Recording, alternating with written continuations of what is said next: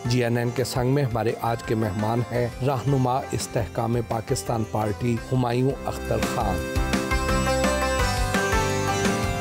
Humayun Akhtar Khan NA 97 तांदियावाला में MNA के उम्मीदवार हैं और भरपूर इलेक्शन कैंपेन कर रहे हैं।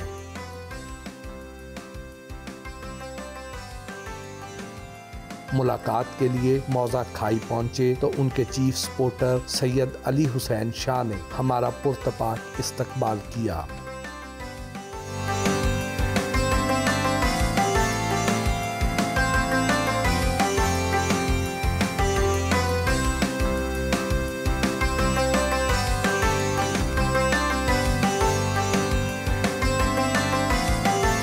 हुमायूं अख्तर खान से गुफ्तगू हुई। सेनेट की करारदाद के बाद मुल्क में एक बार फिर इंतखाबात के मुलतवी होने के बारे में अफवाहें ज़ोर पकड़ गई हैं, जबकि आप तांदियावाला में इतनी भरपूर कैंपेन चला रहे हैं, आपको कोई खदशा नहीं? जब आप कैंपेन में होते हैं तो जो रोज़मर्रा की ख़बरें हैं उनसे ज़रा कम मौका मिलता है।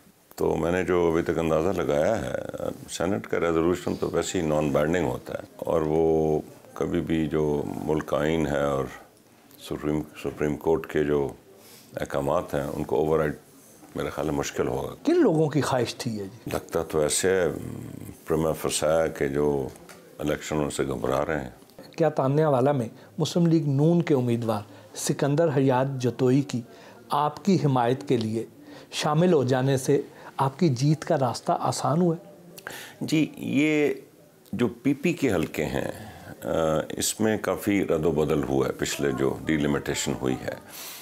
सिकंदर हयात जतोई ने जब नून का इलेक्शन लड़ा था 2018 में तो इनके साथ तहसील समुंदरी के भी बड़े गांव आए थे। अब इनका हल्का चेंज हुआ है, इनका कुछ हल्का तो वही पुराना वाला रहा है, कुछ अब ये तांदियावाला तहसील में पहली दफ़ा आए हैं और अब ये हमारा एक पूरा PP NA 97 के नीचे आ गई है। सिकंदर हयात जतोई साहब एक वकील हैं और एक बड़े अच्छे इंसान हैं और इनका बड़ा मजबूत धड़ा है और ये बड़े अच्छे कैंपेनर हैं और आई थिंक हम दोनों का जो ये कॉम्बिनेशन हुआ है इससे डेफिनेटली इलेक्शन में दोनों को फ़ायदा होगा। आपने एक बयान दिया कि हमारी शराफत को हमारी कमज़ोरी ना समझा जाए, इसमें आपका मुखातिब कौन था और इसकी ज़रूरत क्यों पेश आई ये कहने की?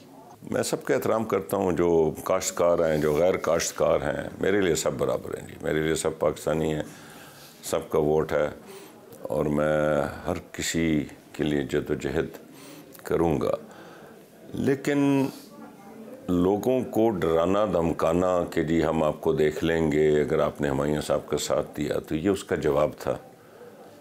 मैंने हमेशा शराफत की सियासत की है, मैंने कोई कब्ज़ों की सियासत और मार धाड़ की सियासत और गुंडागर्दी और पटवार खाने और थाने की सियासत नहीं की। तो मेरा ये मुराद था कि मैंने सियासत और शराफत की है, लेकिन बिल आखिर मैं एक जर्नैल का बेटा हूँ, तो इस तरह की हरकतें हुई तो मैं उनका मुकाबला करना, हैंडल करना जानता हूँ।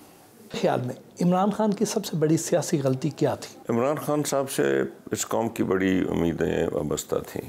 एक तो मेरी नज़र में जो बुनियादी गलती हुई, पाकिस्तानी फ़ौज के जो अपने मैटर्स हैं, आर्मी चीफ का अपॉइंटमेंट, उसमें इनको मुदाखलत नहीं करनी चाहिए थी कि ये आदमी अच्छा है, ये बुरा है। आई थिंक एक बहुत ही बुनियादी गलती हुई। दूसरी मैं समझता हूँ कि नक्शा बिल्कुल मुख्तलिफ होता अगर हम पंजाब असम्बली को ना तोड़ते और KP की असम्बली को ना तोड़ते।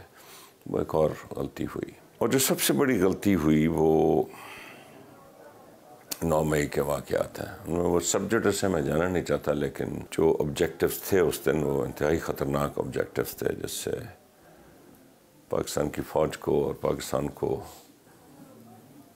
बहुत नुकसान पहुंच सकता था। अल्लाह ताला ने खैरियत रखी, बचाया, नुकसान से बच गए।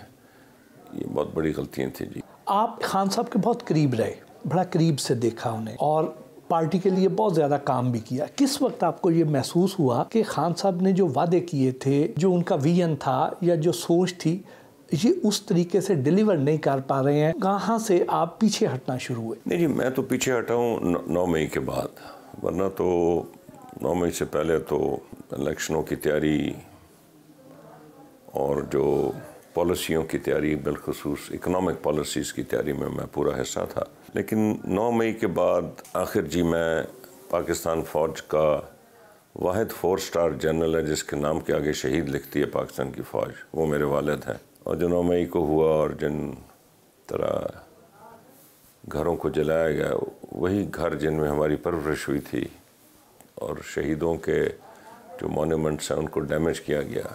تو میرا والد شہید ہے اس فوج کا، میرے لیے ممکن نہیں تھا، میں نے اپنے آپ کو ڈسکنیکٹ کر دیا. جی، دی اکانومسٹ میں عمران خان کے حالیہ آرٹیکل میں جو الزامات لگائے گئے ہیں، اس کے بارے میں آپ کی کیا رائے ہے؟ نئے الزامات نہیں، پرانے الزامات ہیں جو دہرائے گئے ہیں. اور میں سمجھتا ہوں جی کہ مجھے حیرانی ہوئی ہے، کیونکہ آگے چلنا چاہیے عمران خان صاحب کو اور اس پارٹی کو، اور یہ الزامات بار بار لگانے سے ان کی سیاست میں کوئی بہتری نہیں آئے گی.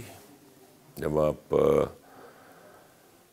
پاکستان کا جو بڑا ادارہ ہے اس کے ایک سابقہ سربراہ کو یہ الزام لگائیں گے، اور آپ جو کبھی بھی ثابت نہیں ہو سکا امریکہ پہ یہ الزام لگائیں گے، تو انہی کی وجہ سے تو یہ اس مقام پہ کھڑے ہیں جدھر آج پی ٹی آئی کھڑی ہے. پی ٹی آئی نے پورے پاکستان سے الیکشن لڑنے کا اعلان کیا. آپ کے خیال میں پی ٹی آئی کو کن چیلنجز کا سامنا کرنا پڑے گا ان الیکشنز میں؟ دیکھیے، میری جو ناقص رائے ہے، میں نے 35 سال سیاست کی ہے، اس سے پہلے جس کو آپ لوگ اسٹیبلشمنٹ کہتے ہیں وہ میرے والد خود ہی تھے، کہ آج جب سرویز ہوں اور جہاں تک شخصیات کا تعلق ہے اس میں شاید عمران خان صاحب کی پاپولیرٹی ہے، واضح ہے، لیکن پاکستان کی جو کانسٹیٹوئنسی پالیٹکس ہے نا جی، اس میں لوگوں کو نہیں پتا. یہ ہمارا پریزیڈنشل سسٹم نہیں ہے کہ عمران خان اگر بہت پاپولر ہے تو ہمارا کانسٹیٹوئنسی بیس پارلیمنٹری سسٹم ہے. اس میں ذرا سائنٹیفکلی چیز کرتا ہوں، تو میں نے یہ محسوس کیا ہے کہ کانسٹیٹوئنسی پالیٹکس میں پی ٹی آئی کو بہت نقصان پہنچا ہے.